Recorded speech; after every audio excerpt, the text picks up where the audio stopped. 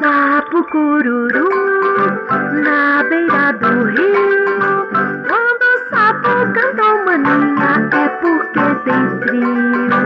A mulher do sapo deve estar lá dentro, fazendo rendinho maninha para o casamento. Sapo cururu na beira do rio. Quando o sapo canta maninha é porque tem frio.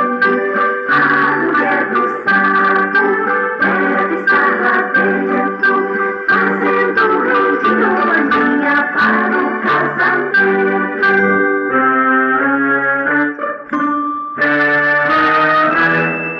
Sapo cururu